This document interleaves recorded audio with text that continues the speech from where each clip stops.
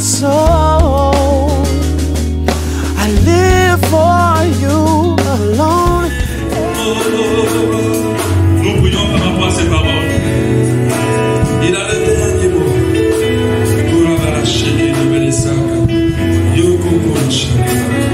Il faut que le cœur de quelqu'un soit rempli d'espoir et d'espérance en Dieu ce matin. Notre Dieu est un Dieu déjà qui nous prépare pour le retour de son Fils. Mais c'est un Dieu aussi qui prend soin de ses enfants.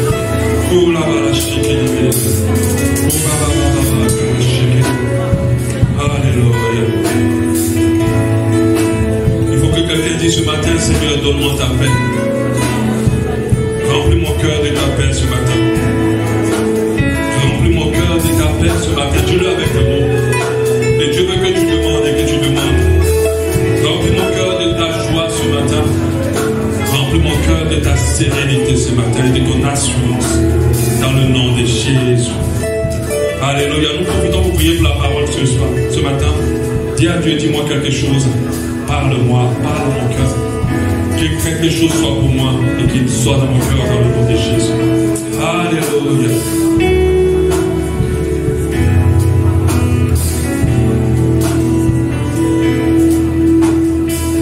Alléluia. Amen. Nous nous asseyons dans sa présence et nous allons entendre sa parole. Merci Seigneur parce que tu utilises tous tes enfants, pour nous tous. Amen, au chante. Et que ta grâce accompagne tout ce que sortira de ma bouche et qu'il soit inspiré par ton esprit au nom de Jésus.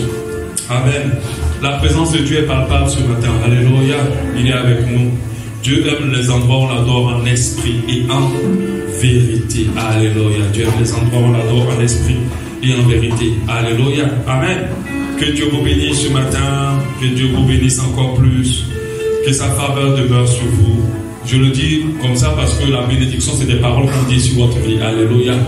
Et j'aimerais faire partie des gens qui vous bénissent, qui disent des bonnes paroles sur votre vie. Alléluia. Ce mois de février sera un mois extraordinaire, un mois de surprise parce que Dieu va te surprendre. Il va intervenir dans ta vie d'une manière dont tu ne t'attends pas. Alléluia. Amen. Tu dis Amen avec moi. Amen. Il te gardera vraiment. Il te gardera en tout temps. Tu auras une santé parfaite. Et si tu es malade, tu reçois la guérison ce matin au nom de Jésus-Christ de Nazareth. Alléluia. Il fera prospérer tout ce que ta main touchera au nom de Jésus. Il fera réussir tes entreprises. Il te permettra de évoluer dans ton entreprise aussi au nom de Jésus-Christ de Nazareth. Ça sera un mois de profondeur avec le Seigneur. Alléluia. Bien sûr, un mois de victoire sur tous les forces d'ennemis sur ta vie au nom de Jésus-Christ. Alléluia.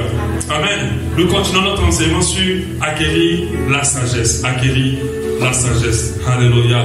Plus nous avançons dans cet enseignement, plus je réalise qu'on a longtemps cherché beaucoup de choses dans notre vie, sans chercher la principale des choses. Alléluia. C'est la sagesse. Lorsque vous lisez la Bible en profondeur, vous allez voir que la sagesse en réalité c'est Jésus. Alléluia. Vous allez voir qu'en réalité la sagesse c'est Jésus. Alléluia. Et nous devons rechercher la sagesse avant toute chose. Nous ne devons pas nous fier, même pas à nous-mêmes, même pas à quiconque. Nous devons chercher la sagesse en toutes choses. Alléluia. Alléluia. Amen. Quand j'ai parlé du premier dimanche sur la sagesse, je me suis rendu compte que je n'ai pas raconté une histoire très importante de la Bible sur la sagesse. On se rappelle tous de Jacob. Alléluia. On se rappelle de comment il avait pris le droit d'aînesse et qu'il était parti chez son oncle, ou son oncle, là-bas. Et il devait aller travailler pour marier ces deux femmes, Rebecca, non, ces deux femmes, oui. Il y avait Rebecca, non, dans ces femmes. Rachel et Léa, voilà, Rachel et Léa, je confonds toujours les femmes des cas, ça fait tellement de femmes. Rachel et Léa, d'accord, donc il devait aller prendre cette femme-là, et il est tombé sur un beau-père qui n'était pas bien, qui n'était pas gentil. Son beau-père l'a d'abord dit, travaille 7 ans, je te donne telle femme. Et il a travaillé 7 ans, il n'a pas de la femme qu'il voulait. Il a dit non, tu dois d'abord prendre la plus grande. Et puis il a encore travaillé 7 ans, il a travaillé 14 ans. Maintenant qu'il avait fait des enfants et qu'il avait eu une famille, il était temps pour lui d'aller faire sa famille ailleurs. Et quand il devait partir plutôt, le beau-père voulait encore la voir là. Parce que là, il devait prendre. Quand il est arrivé chez le beau-père, il a fait prospérer les affaires de son beau-père. Ce monsieur-là n'était pas riche, mais il s'est retrouvé dans la richesse à cause de Jacob dans sa maison. Maintenant, c'était compliqué de donner à Jacob des richesses. Jacob le dit en Genèse 31, 6. Il appelle ces deux femmes. Il dit, vous savez vous-même que j'ai servi votre père de tout mon pouvoir. Et votre père s'est joué de moi et a changé 10 fois mon salaire. Donc à chaque fois, il dit quand tu vas faire ça, je te donnerai ça. Mais quand ça arrive, il ne donnait pas. 10 fois mon salaire. Mais Dieu ne lui a pas permis de me faire du mal. Quand il disait, les tachetés seront ton salaire, toutes les brebis faisaient des petits tachetés. Et quand il disait, les rayés seront ton salaire, tous les brebis faisaient des petits rayés. Et Dieu a pris à votre père un troupeau et me l'a donné. Donc, dans son intelligence, Laban pensait qu'il allait avoir une personne qui avait reçu la sagesse. Alléluia. Donc, il changeait à chaque fois le salaire de Jacob en se disant, les tachetés seront ton salaire. Et quand il dit ça direct, les tachetés, les brebis commencent, le troupeau commençait maintenant à faire que des tachetés. Quand il disait les rayés seront ton salaire, alors les brebis commençaient à faire les rayés. Alléluia. Mais il ne savait pas que Jacob avait appliqué une chose sage. Amen. Il ne savait pas que Jacob avait utilisé la sagesse. Quand vous lisez en Genèse 30-37, Jacob prit des branches vertes de peuplier, d'amandier et de platane. Et il pela des bandes blanches, mettant à nu le blanc qui était sur les blancs. Donc quand il disait les rayés, Jacob faisait ça. Puis il plaça les branches qu'il avait pelées dans les eaux, dans les abreuvoirs et sous les yeux des brebis qui venaient boire, pour qu'elles entrassent en chaleur en venant boire. Et les brebis entraient en chaleur près des branches et elles faisaient des petits rayés tachetés et marqués. Mais vous allez voir que Jacob va utiliser des techniques sages pour non seulement attirer les brebis vigoureux vers ce que l'homme lui a donné, le beau-père lui a donné, et d'avoir beaucoup plus. Donc du coup, les brebis que le beau-père avait désiré que c'était pour lui, les troupeaux qu'il avait désiré que c'était pour lui, ne faisaient pas d'enfants. Jacob avait appliqué une technique. Et quand vous voyez à la fin, il se retrouva avec une richesse abondante. Au verset 47, cet homme devient de plus en plus riche et eut du menu bétail en abondance, des servants, des serviteurs, des chameaux et des ânes. Qu'est-ce qu'il a rendu riche? Il est parti zéro. Mais la sagesse l'a permis de sortir riche. Ce que nous devons comprendre aujourd'hui, la sagesse a plus de valeur que de la richesse. Il faut la chercher. Avec la sagesse, un peu devient grand. Avec la sagesse, un peu devient énorme. Et nous rentrons dans des richesses extraordinaires. C'est pour ça que nous devons comprendre qu'il est plus qu'indispensable, en cette année 2021, cette nouvelle année, d'acquérir de la sagesse. J'avais dit la dernière fois, une année n'est pas bonne parce qu'on nous a dit bonne année. Ou que parce qu'un homme de Dieu vous a dit levez-vous, proclame, on déclare que ton année est ceci, mon frère. C'est vrai qu'on le fait des fois, mais des fois c'est pour vous amuser, pour réchauffer un peu le culte. Mais en réalité, la réalité c'est qu'une année ne change pas tant que toi tu n'as pas changé. Il n'y a pas de changement. C'est à toi de changer pour que ton année change. Et l'un des changements que je veux que tu appliques dans ta vie, c'est de rentrer maintenant dans la sagesse. Je crois que si tu rentres dans la sagesse, ton année ne peut pas rester stérile. Elle changera. Alléluia. Elle deviendra une autre année. C'est pour ça que plus que jamais, nous devons rechercher ensemble la sagesse. Nous devons connaître la sagesse. Et nous sommes en train de voir ensemble comment acquérir de la sagesse. On a compris dimanche passé que ça commence, la sagesse commence par la crainte de Dieu. Si tu ne crains pas Dieu, ça sera difficile pour toi de commencer à rentrer dans la sagesse. Et j'avais expliqué qu'on commence à apprendre la sagesse aux enfants, pas en leur expliquant les choses, mais en commençant à dire tu ne fais pas, sinon tu auras la sanction. Tu ne fais pas, sinon je vais te frapper. Et l'enfant commence à ne pas jouer des allumettes, pas parce qu'il n'a pas envie de jouer, mais parce qu'il sait qu'on va le taper. Et c'est sage de ne pas jouer avec l'allumette, parce que tu peux te brûler, tu peux enflammer la maison. Et beaucoup d'enfants ont mis du feu à la maison. Ok? Et c'est comme ça que l'enfant apprend la sagesse par la crainte.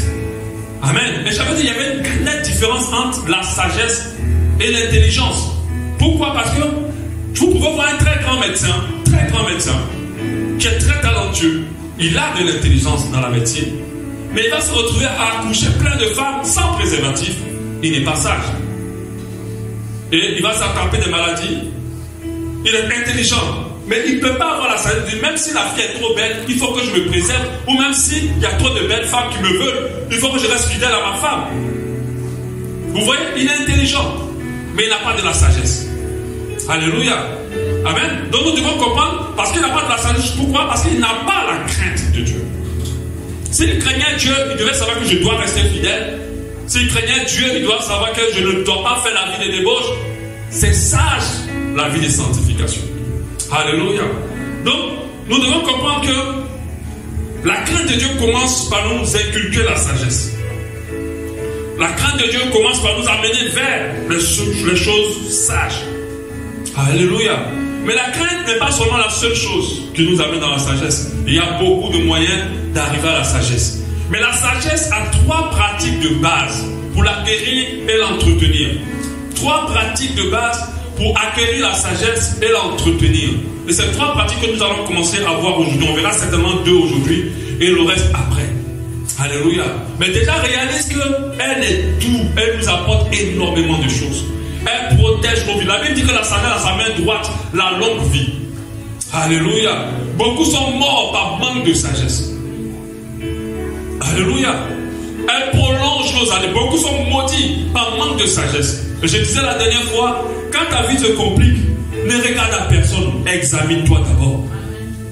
Nous les hommes, nous avons tendance à tout extérioriser. Pour dire c'est là-bas que ça se passe. C'est à cause du pays que nous on ne travaille pas. Mon frère, dans le pays où tu dis les dirigeants détournent de l'argent, il y a des gens qui prospèrent encore. Il y a des gens qui réussissent. Alléluia. Sans les dirigeants. Amen. C'est pour ça que tu dois comprendre qu'à chaque fois que tu es dans une situation compliquée, c'est personne, c'est d'abord toi. Et la sagesse doit t'amener à t'examiner. Si tu t'examines, tu vas comprendre des choses, et tu vas grandir, et tu vas évoluer, et ces choses vont changer. 3 pratiques de base pour acquérir et entretenir la sagesse. 3 pratiques de base. Alléluia. 3 pratiques qui nous permettent d'avoir de la sagesse et d'évoluer dans la sagesse. Quand je pratique, je parle de réflexes, d'habitude. C'est très important d'avoir et de développer notre sagesse. 3 pratiques importantes. Nous commençons par la crainte de Dieu. Pas dit, Seigneur, je vais d'abord éviter tout ce que tu ne veux pas que je fasse, parce que Dieu frappe. Il n'est pas seulement l'agneau, il a aussi le lion. Alléluia. Il frappe. Et des fois, beaucoup vivent dans cette grande vie, ont plusieurs problèmes, plusieurs soucis, parce qu'ils sont en train de vivre la conséquence de leur vie. C'est la conséquence de leur vie qui les amène dans cet état-là. 3 pratiques de base. La première pratique, apprendre, connaître, savoir, dont l'apprentissage en quelque sorte. Alléluia. L'apprentissage. Quand on a fini de dire à un enfant, ne fais pas ça sur l'heure de te frapper, vous ne pouvez pas continuer à rester dans ça. Parce qu'à un moment donné, l'enfant ne va plus évoluer.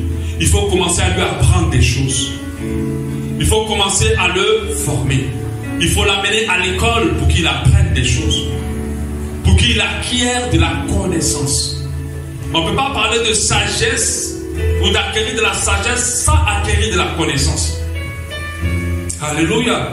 Sans acquérir de la connaissance. C'est pour ça que tous les parents envoient les enfants à l'école, pas seulement pour qu'ils réussissent dans leur vie, mais pour qu'ils apprennent des choses aussi importantes pour leur vie. Alléluia. Qu'ils apprennent des choses importantes pour leur vie. Il y a des gens qui sont perdus dans la forêt à cause du coup du nord, du sud, de tout ça, là, comment faire une boussole, comment étudier une boussole. Ils ont été sauvés. Alléluia. Mais il y a d'autres qui ne se connaissent pas. Bon, c'est vrai que nos parents ils vont te jeter la poussière, puis ils savent que c'est le nord, le sud et tout ça. Mais ils ont appris. Alléluia. Donc, la première pratique pour rentrer et entretenir sa sagesse, c'est l'apprentissage. Développer sa connaissance. Faire grandir sa connaissance. Proverbe 2:6 nous dit, car l'Éternel donne la sagesse, Proverbe 2:6, de sa bouche sortent la connaissance et l'intelligence. Donc il nous donne la sagesse en nous donnant de la connaissance. Alléluia. Car l'Éternel donne la sagesse, de sa bouche sortent la connaissance. Proverbe 2:10 dit, car la sagesse viendra dans ton cœur et la connaissance fera les délices de ton âme. Proverbe 2:10. Donc la connaissance aide énormément à la sagesse. Le fait d'apprendre aide énormément à être sage. Donc nous devons apprendre à lire. Apprendre aussi. Développer notre savoir. Une chose que peu de personnes font. Chaque année, ils sont là. Ils attendent le miracle. Ils vont sur Internet juste pour regarder des bêtises. Pendant que Internet permet d'apprendre énormément de choses. Et Internet permet de te former dans les formations les plus chères, sans payer. Ils ne développent pas leur connaissance. Donc du coup, la sagesse ne évolue pas. La sagesse ne grandit pas. Ils vivent toute leur vie en s'attendant à un miracle. En s'attendant à un brusquement qui tombe sur eux tout à coup. La réussite n'est pas un hasard. Amen. Je répète ça. Ce n'est pas une question d'hasard. Alléluia. Parce que beaucoup sont tellement rentrés dans la superstition qu'ils sont là seulement en train de faire plein de choses en s'attendant à tout à coup je réussis. Développe ta connaissance. Et tu vas devenir sage. Développe ta connaissance et tu vas développer ta sagesse. Par exemple, au temps de la traite négrière, nos parents étaient brimés, maltraités, déportés à cause du manque de connaissances. On leur prend un miroir, ils se voient dans le miroir, c'est fini. C'est super. Là, ce sont des dieux. Je leur donne toute ma femme et mes enfants. On leur prend une photo, ils ont volé mon âme. C'est que je vais mourir dans bientôt de temps. Et ces blancs-là, on les a pardonnés, mais on n'a pas oublié. On manipule nos parents parce que nous, les Africains, on vit toujours dans la routine. Au village, la personne va faire la même chose jusqu'à la fin de sa vie. Son enfant va faire la même chose jusqu'à la fin de sa vie. Et puis ainsi de suite. On ne cherche pas de connaissances. On garde ce qu'on connaît et on fait toujours ce qu'on connaît. Et bien sûr, ceux qui avaient appris, ceux que les Occidentaux qui étaient à la recherche de la connaissance ont appris beaucoup de choses sages. Beaucoup de choses sages aujourd'hui qui permettent à ce que nos mamans puissent accoucher, que plusieurs enfants puissent être sauvés dans l'accouchement, à l'accouchement. Avant non. Moi, je me rappelle quand ma femme elle a du registre négatif par exemple. Quand elle fait un enfant, on doit lui faire une piqûre pour que le prochain enfant suive. Parce que si elle n'a pas cette piqûre, on appelle la piqûre anti-D, un truc comme ça. Si elle n'a pas cette piqûre, le prochain enfant meurt. Mais dans nos villages, oh, les sorciers mangent l'enfant. Les sorciers mangent l'enfant. Parce qu'ils n'ont pas compris que dans le sang, il y a un registre. La connaissance, si tu ne fais pas ça, ton corps attaque maintenant l'enfant. Et l'enfant, si l'enfant n'a pas le même registre comme toi, ton corps attaque l'enfant. Et l'enfant part. Et d'autres ne le savent pas. Aujourd'hui, plusieurs enfants naissent à cause de la connaissance et de la sagesse. Amen. Donc il est très important pour nous de chercher la connaissance si on veut développer notre sagesse. Il est très important pour nous de développer notre connaissance si on veut être plus sage. Regardez aujourd'hui nos sociétés, nos familles. Il y a plein de choses qui régissent les familles africaines qui ne sont pas vraies du tout. C'est-à-dire qu'ils n'ont même pas de fondement scientifique en rien, mais qui sont très puissants au sein des familles. Parce que les gens ne cherchent pas à comprendre pourquoi. Ils ne cherchent pas la connaissance. Et ils ont énormément de sagesse. Énormément de sagesse. Je ne veux pas parler des pratiques dans les familles pour ne pas choquer des gens, parce qu'il y a d'autres qui croient encore même dans l'église. C'est pour ça que je ne veux pas trop parler. Par exemple, moi, cette idée d'eau chaude, par exemple, sincèrement, vraiment, si c'était vrai, c'est que tous les blancs seront morts. Si c'était vrai que quand une femme ne fait pas ça, elle va mourir, tous les blancs seront morts parce qu'ils ne font pas d'eau chaude. Alléluia. Mais il y a des gens qui croient, mais ça arrive dans leur vie parce que ce que tu crains, c'est ce qui t'arrive. Tout sera fait selon ta foi. Et par manque de sagesse, il y a des gens qui sont dans des prisons mentales. C'est-à-dire, on ne les a même pas en prison, mais on les a conditionnés tellement ils n'ont pas de connaissances. Ils sont maintenant dominés. Et ils n'ont pas de sagesse. Alléluia. Tu veux développer ta sagesse, commence à courir vers la connaissance. Commence à chercher à comprendre les choses.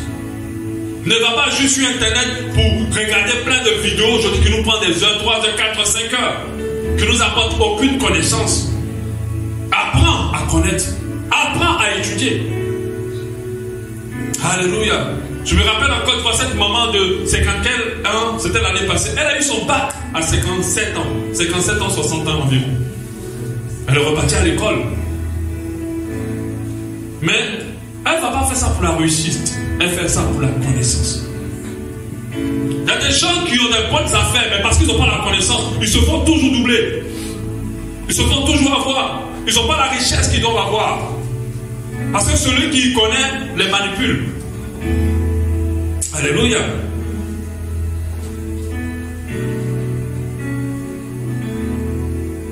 Une pratique au sein de nos habitudes africaines. J'ai vu des enfants brûler leur propre mère parce qu'ils disaient qu'elle était sorcière. S'ils avaient de la connaissance, ils allaient comprendre qu'une maman est sacrée. Peu importe ce qu'elle est et ce qu'elle a fait. Mais ils n'ont pas cette information en fait. S'ils avaient de la connaissance, ils allaient comprendre que peu importe ce qu'une mère est, ce qu'elle est va avoir de l'impact sur ta vie. Et comment tu vas la considérer, cela aura de l'impact, même si elle est mauvaise. S'ils avaient de la connaissance, ils allaient comprendre que c'est un être humain et que l'amour est plus fort que la sorcellerie. Alléluia. Mais pour eux, ils étaient en train de faire un acte puissant. Ça faisait mal. La maman criait, il était en train de la brûler dans le feu. La vieille maman. Parce qu'ils ont jugé selon le bas niveau d'insensés qu'ils sont. Ils ont jugé que cette maman était une sorcière qu'il fallait la brûler. Parce qu'ils n'avaient pas de connaissance en fait. Alléluia. Tu veux développer ta sagesse? Va vers la connaissance. Proverbe 13, 16 nous dit: tout homme prudent agit avec connaissance. En fait, la sagesse, c'est d'agir en fonction de ce que tu connais. Mais si tu ne connais rien, et si tu ne connais pas beaucoup de choses, tu ne peux pas être sage. C'est en fonction de ce que tu connais que tu agis. Si tu ne connais pas, tu vas tomber.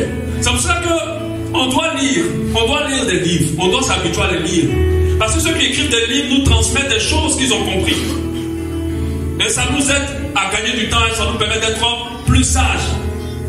On doit développer notre connaissance. La connaissance a permis à plusieurs d'être sages. Alléluia. Et nous savons que nous emmenons nos enfants à l'école, pas seulement pour la réussite, mais pour qu'ils comprennent des choses. Aujourd'hui, on encourage tous les parents à parler à leurs enfants de la puberté, du sexe, de la sexualité à un certain âge. Parce que quand ils ne connaissent pas, vous allez vous trouver avec un enfant qui vous apporte une grossesse, ou un VIH ou autre chose, ou un enfant qui s'est fait abuser parce qu'il n'a pas compris. Des fois, il y a des enfants qui tombent dans les pratiques sexuelles sans savoir que c'est grave, parce qu'ils n'ont pas eu la connaissance au sujet de cela. Plusieurs qui se sont fait abuser croyaient que c'était normal. Alléluia. Quand vous donnez de la connaissance, vous comprenez mieux les choses et les situations. Parce que l'application de la sagesse, c'est lorsqu'on use de la connaissance pour décider. Mais si tu n'en as pas, ça sera difficile pour toi. Quand Satan a voulu manipuler Jésus, quand il disait il est écrit, Jésus lui disait quoi? Il est aussi écrit. Même dans le combat spirituel, si tu n'as pas de connaissances, tu ne pourras pas être sage. Si Jésus ne savait pas qu'il était aussi écrit, Satan l'aurait eu. Parce que lui, il était programmé pour obéir au Père. Donc si on disait dans la Bible qu'il fallait sautiller sur un pied, que c'est écrit dans la Bible, Jésus aurait sauté sur un pied. Parce que c'est écrit. Mais il savait qu'il était aussi écrit. Mais il jouait, lui et Satan, c'était un rapport de quoi? Connaissance. C'était un combat de connaissance. Satan était en train de titiller son orgueil. Mais lui, il connaissait la parole de Dieu. Alléluia. C'est pour ça que beaucoup de personnes n'ont pas une marche chrétienne sage parce qu'ils ne connaissent pas la parole de Dieu. On bénit Dieu quand on a commencé, nous méditons ensemble. Alléluia. Ça nous bénit pour ceux qui sont dans le groupe. Alléluia. On lit tous les jours passages, on apprend. Et je suis sûr qu'on apprendra beaucoup. Et plus jamais ta vie spirituelle sera pareille avec la connaissance. Tu auras beaucoup plus de sagesse dans ta marche. Alléluia. Amen. Et je vous encourage. Quand Satan disait il est écrit, Jésus dit aussi, il est aussi écrit. Mais toi, quand Satan va venir te dire, il est écrit, toi tu peux dire quoi?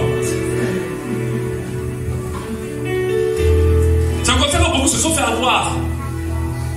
Quand Satan passe par quelqu'un pour dire non, quelles sont les paroles qu'ils disent des fois même? Tous les dieux sont pareils. Hein? Tous les dieux sont les mêmes. Il faut respecter le Dieu de tout le monde. Nous tous ont pris le même Dieu. Voilà, ça c'est la parole. Nous tous ont pris le même Dieu. Même le marabout, avant de te donner le fétiche, il dit, si Dieu le veut, ça va marcher. Donc viens, on va partir, tu es le marabout. Ça c'est parce que tu n'as pas la connaissance. Tu ne connais pas la parole de Dieu. Et beaucoup sont allés chez le marabout en pensant aller consulter un homme de Dieu. Parce qu'ils n'avaient pas la connaissance. Alléluia. Aujourd'hui, les loges du monde, les sectes et tout le reste se forgent en étudiant. Je vous avais parlé de cette congrégation de musulmans qui persécutaient les chrétiens, qui se disaient pour mieux les contrecarrer, apprenons la Bible. Et c'est comme ça qu'ils ont commencé à étudier la Bible. Et puis un s'est converti, parce que la Bible c'est une puissance. Si tu ne veux pas devenir chrétien, ne lis pas la Bible. Peu importe, même si tu es un grand sorcier, commence à lire. C'est là que tu vas comprendre que ce n'est pas un livre. C'est pour ça que si on me brûle la Bible ici, ça ne va rien me dire. Parce que ce n'est pas un livre. C'est la parole puissante de Dieu. Alléluia. Les loges, quand vous partez chez un franc-maçon, ce que vous allez remarquer, il y a une grande bibliothèque dans leur salon. Ils ont toujours des grandes bibliothèques dans leur salon. Et les livres qu'ils ont, la même chose te donne toute ta vie, tu ne vas pas finir de lire. Mais eux, ils te dévorent tous ces livres. Pendant que toi, tu es en train de regarder dans les petits niveaux, lui, il regarde dans les hautes dimensions. Parce que ce qu'il connaît là, tu ne connais pas. Alléluia. Pendant que toi, tu vas te précipiter, lui, il ne se précipite pas. Il sait ce qu'il faut qu'on fasse ici. Et puis toi, tu vas t'écraser, avoir tous les problèmes. Oh Dieu, Dieu ne t'a pas abandonné. C'est parce que tu n'as pas de connaissances. Je n'ai pas dit d'aller lire leur livre. Parce qu'il y a d'autres qui comprennent tout le message en anglais. Donc ils lisent, nous devons lire, écouter des enseignements. Nous devons traquer la connaissance. Nous devons courir vers la connaissance. Plus nous connaîtrons, mieux nous serons sages. Mieux nous acquérerons de la sagesse, mieux notre sagesse grandira. Il y a des gens qui passent d'année en année, ils n'ont jamais ouvert un livre. Même la Bible, mais c'est des problèmes. Comment tu peux grandir en sagesse? Ça ne serait pas possible. Alléluia. Amen. Donc, challenge pour cette année, 5 livres en ligne. 5 livres. Déjà, venez vous inscrire à Méditons ensemble. On est sûrement que sur le 7 chapitre. Et venez vous inscrire. Voyez, Jenny à la fin, inscrivez-vous. Et je pense que étudier la Bible ensemble va vous permettre de faire grandir votre sagesse. Amen. Donc, l'une des premières pratiques, c'est d'apprendre. De traquer la connaissance, de chercher la connaissance. Alléluia. C'est pour ça que moi, aujourd'hui, je suis à un niveau, même quand tu n'es pas chrétien, je t'écoute. C'est pas parce que tu n'as pas de connaissance. Alléluia. Amen. Faites très attention. Alléluia. Quelqu'un peut ne pas être chrétien, mais il a acquis une bonne sagesse. Même si ce n'est pas la sagesse d'en haut, mais il a acquis quand même quelques sagesses. Alléluia. Et la deuxième pratique, c'est écouter. Ce sont des pratiques de base. Apprendre, mais aussi écouter. Écouter. Proverbe 1,5 dit que le sage écoute et il augmentera son savoir. Et celui qui est intelligent acquérera de l'habilité pour saisir les sens d'un proverbe ou d'une énigme, des paroles des sages et de leurs sentences. Écouter, ce n'est pas entendre. Écouter, c'est d'accorder de la considération et de l'attention à ce qu'on entend. C'est prendre le temps de capter ce qu'on reçoit. Alléluia. Plusieurs sont insensés et manquent de sagesse parce qu'ils ne savent pas écouter. Parce qu'ils n'aiment pas écouter. Ils ne savent pas écouter et puis ils n'aiment pas écouter. Un enfant grandit dans la sagesse quand il apprend à écouter. Amen. Quand papa dit, il prend le temps de tendre l'oreille et il considère ce que papa ou maman a dit et il en tient compte pour sa vie. Alléluia. Amen. La sagesse s'acquiert et se fonde en apprenant à écouter. En apprenant à écouter. Nous avons Proverbe 22, 17 qui dit, prête l'oreille, écoute les paroles des sages. Appuie ton cœur à ma science. Quand il est bon que tu le gardes au-dedans de toi. Qu'elle soit toute présente sur tes lèvres, afin que ta confiance repose sur l'Éternel. Je veux t'instruire aujourd'hui, lui, toi. N'ai-je pas déjà pour toi mis par écrit des conseils, des réflexions, 21, verset 21, pour t'enseigner des choses sûres, des paroles vraies, afin que tu répondes par des paroles vraies à celui qui t'envoie.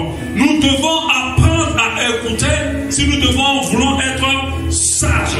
Écoutez déjà les instructions des pères, de nos pères ou des pères. C'est important d'écouter. Il y a des gens qui sont toujours sur le reflet de toujours s'expliquer, le reflet de toujours donner leur avis, le reflet de toujours vouloir parler. Ils n'apprennent pas à écouter. Et si tu n'écoutes pas, tu ne peux pas comprendre la situation. Tu ne peux pas percevoir ce qu'il y a à percevoir. Tu ne peux pas avoir du discernement. Et tu manqueras de sagesse. Alléluia. Et donc, on a tendance à faire tout ce qu'ils pensent. Pendant que tu es en train de leur parler, ils sont en train de penser à ce qu'ils pensent.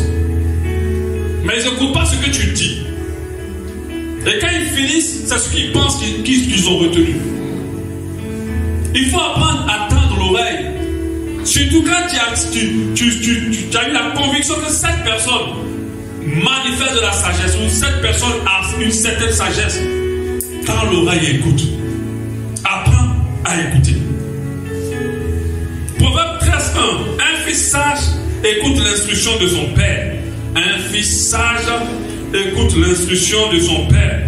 La parole de Dieu nous encourage à être lent à parler et prompt à écouter. Ce n'est pas pour rien. C'est pour que nous ne soyons pas des insensés, mais pour que nous acquérons de la sagesse.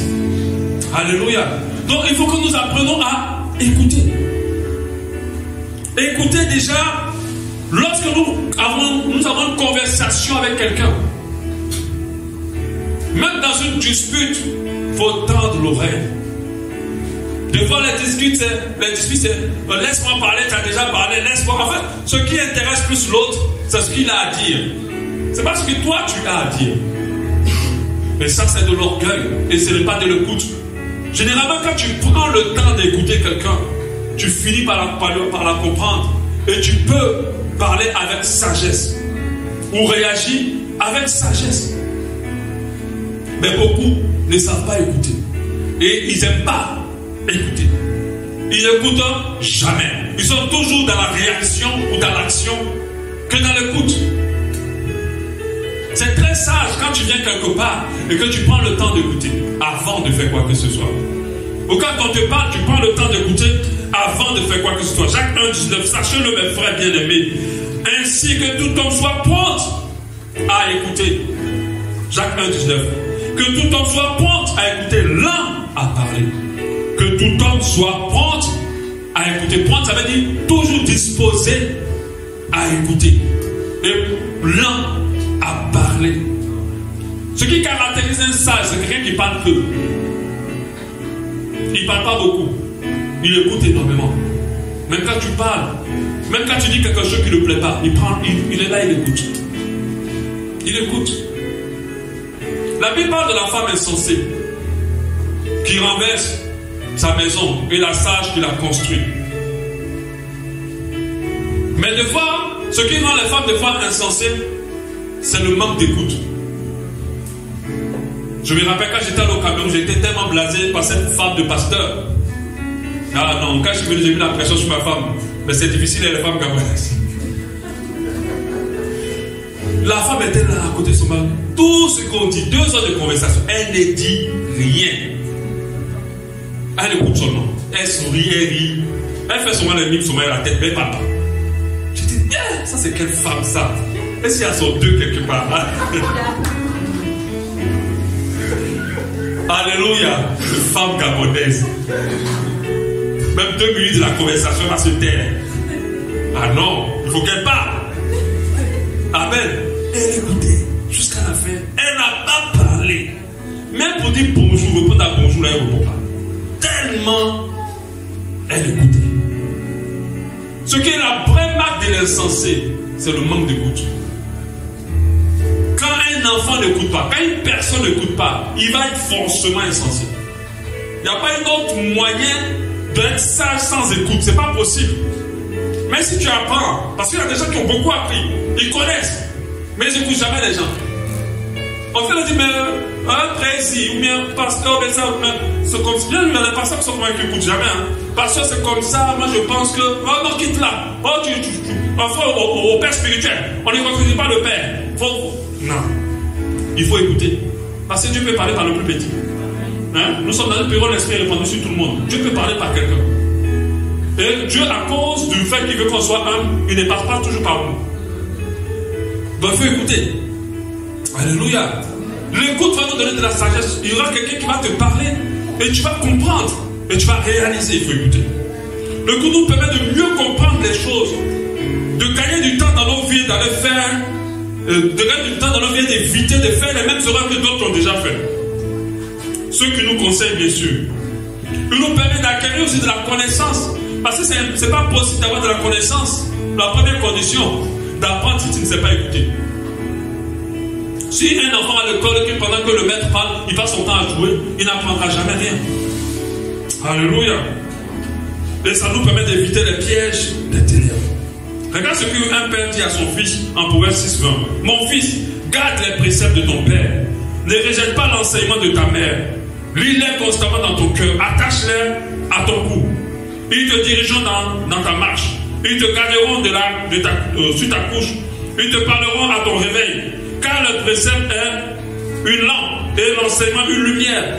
Et les avertissements de la correction sont le chemin de la vie. Ils te préserveront de la femme corrompue et de la langue doucereuse de l'étrangère. Mais c'est l'enfant qui écoute les préceptes de son père et de sa mère. Un père, une mère, n'est pas seulement des personnes qui nous mettent au monde, mais Dieu les utilise aussi pour nous donner de la sagesse. C'est vrai qu'il y a certains qui manquent de sagesse en tant que père ou mère, mais ce n'est pas pour autant qu'il ne faut pas devoir les écouter. Parce qu'une maman daigne peut t'enseigner des choses sages un jour. Alléluia. Amen. Donc, ce qui nous amène dans la sagesse aussi, c'est de savoir écouter.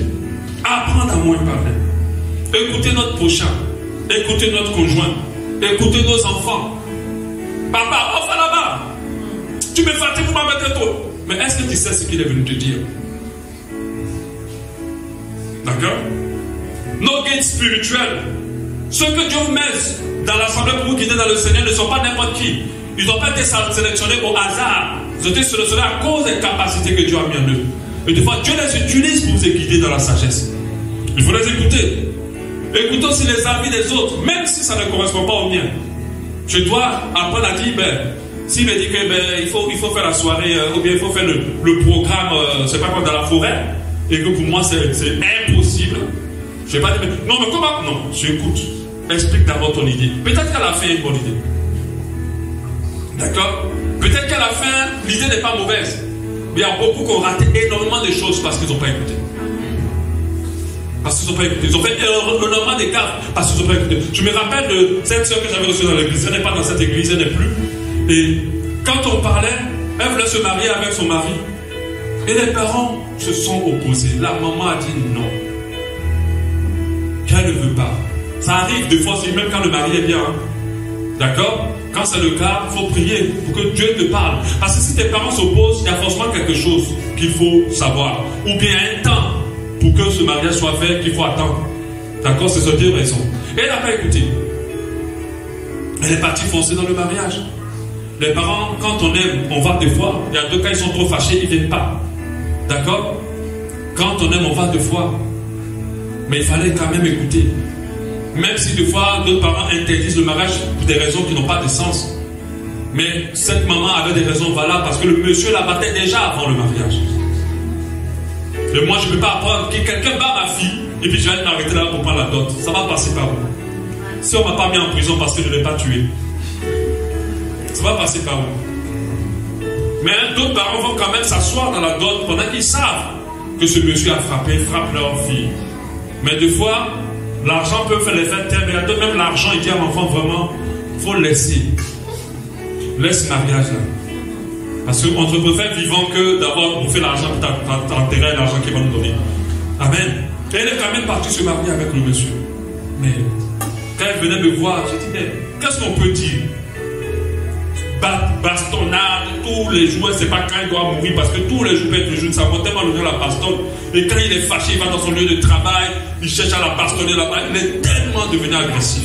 Et il va jusqu'à bastonner les enfants. Mais les parents ont parlé. Ils ne sont pas chrétiens, parce qu'elle était chrétienne à cette époque. Ils ne sont pas chrétiens. Mais c'est pas pour ça aussi qu'ils sont bêtes. Je peux les utiliser pour te parler.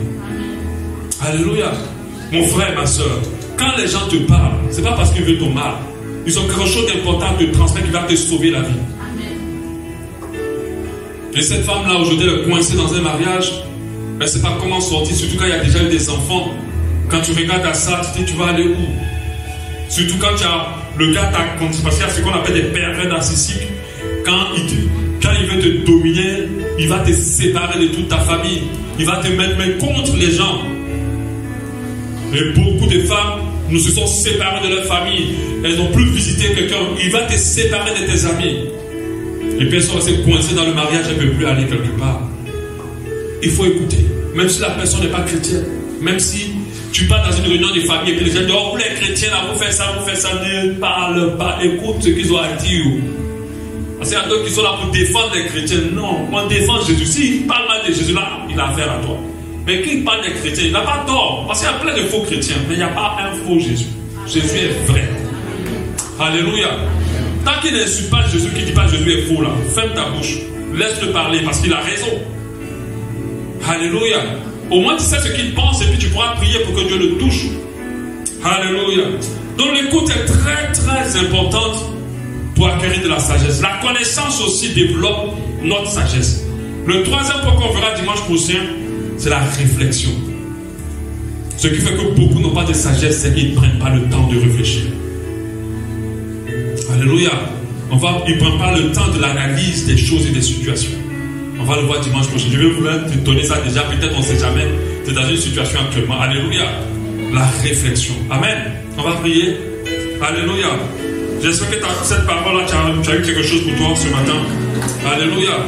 On va prier.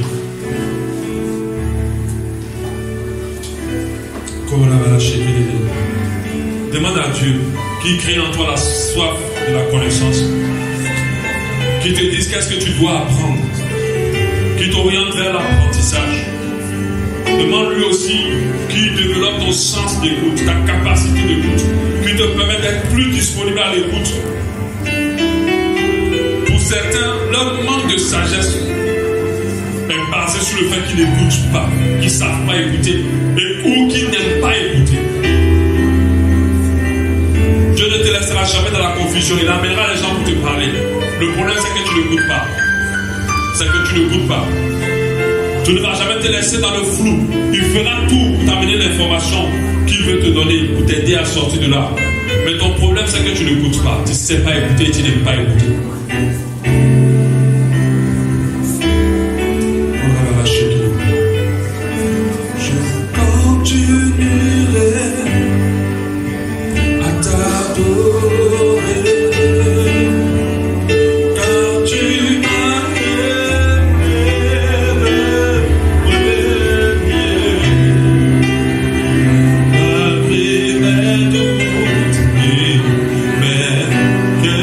Question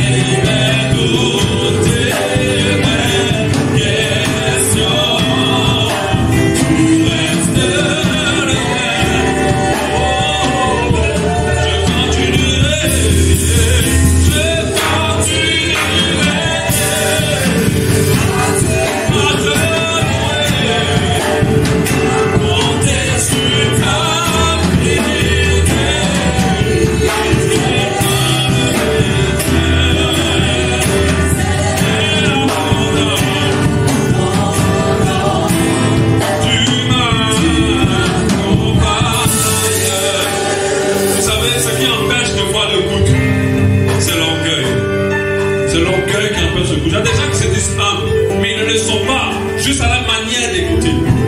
Parce qu'ils ne savent pas écouter. Ils ne savent pas écouter. Ils ne savent pas écouter les autorités. Ils ne savent pas écouter les personnes que Dieu les envoie. Ils ne savent rien écouter. Même quand Dieu leur parle, ils n'arrivent pas à capter. Et ça, c'est l'orgueil.